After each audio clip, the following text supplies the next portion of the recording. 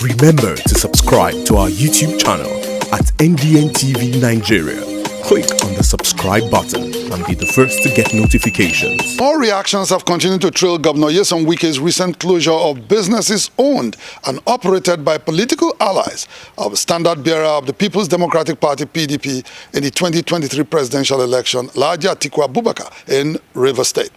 While some respondents have deplored the governor's action as a political witch hunt, others argue that it was taken to maintain public safety and security as the 2023 general elections inch closer.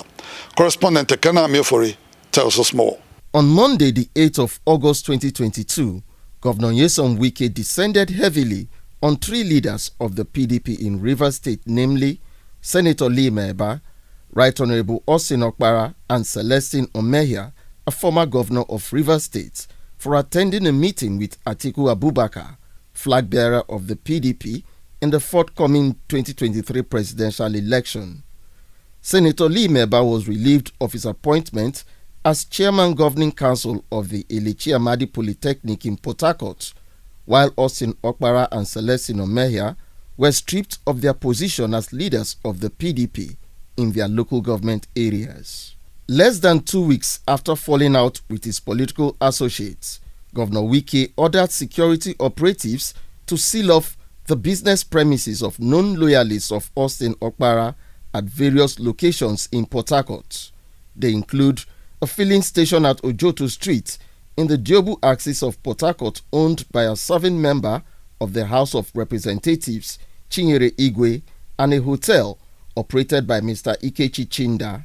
Governor Wike, who later addressed Rivers people, observed that while the operator of the filling station was a major dealer in illegally refined petroleum products, the affected hotel had been converted to a meeting venue for those plotting to destabilize Rivers State in the 2023 general elections. If I hear anybody holding meeting, whether in a restaurant, whether in a hotel, and I find out that the contents are there, we will invade that place. I will not give anybody any breathing space to organize yourself to attack.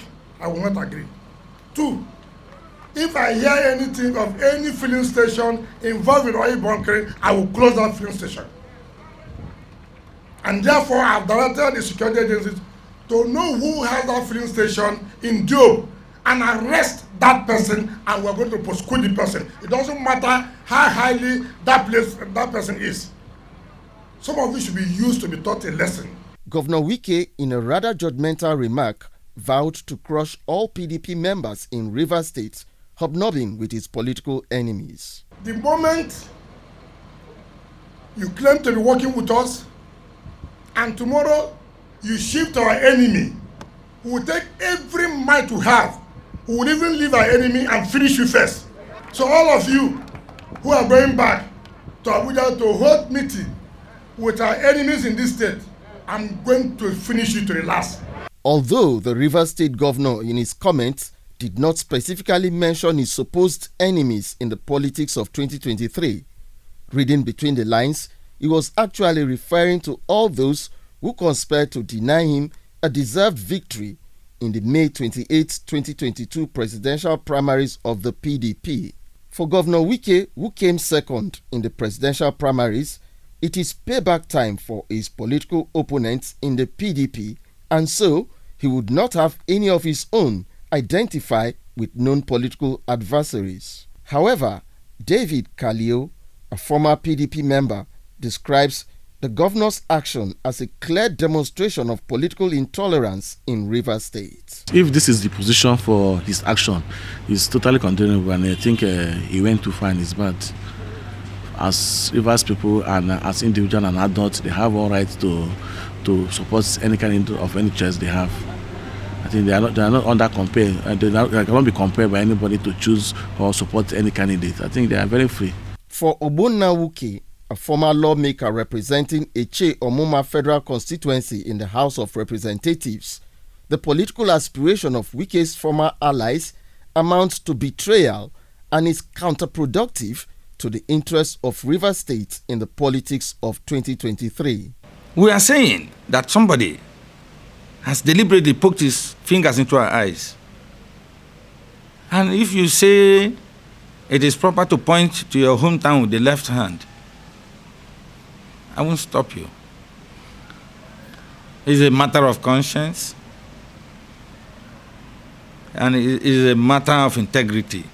Other close observers of the ongoing fray in the PDP maintain that Governor Wike took extreme measures against his perceived political opponents with the closure of their businesses in a state where unemployment has become widespread in recent years. Those filling stations have some Rivers sons and daughters employed that they are working there. Though now, since it is closed down, those persons, those families will be hungry, and the economy is hard now. This is a government since 7.5 years now, not recorded any employment opportunity. Business has been dwindling, going up and going down. So that opportunity that some people have to go and look for their daily bread shouldn't be closed down if it is based on politics.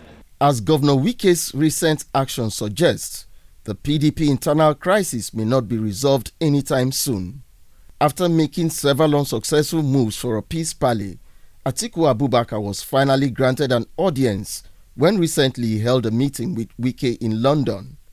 This came shortly after the Rivers State Governor held previous meetings with the presidential candidate of the All Progressives Congress, Bola Tinubu, and his Labour Party counterpart, Peter Obi, in London.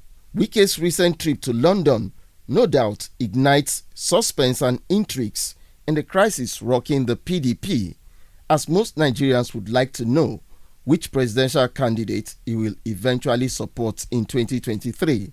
In the meantime, some close observers of unfolding events have expressed fears that the PDP internal crisis may end up in a lose-lose for Wike and his opponents should the party fail to get its acts together as soon as possible. Evidently, the PDP, which plans to relaunch itself as Nigeria's ruling party, cannot afford to contest the 2023 presidential election with a divided house. And in Rivers State, where no fewer than 4 political parties are now on the queue, waiting to take over the reins of government, the PDP is faced with the threat of being dislodged from power for the first time since 1999. This is indeed a critical phase for the PDP, where decisions taken could either strengthen the party or leave it in perpetual disarray. Inside the Niger Delta,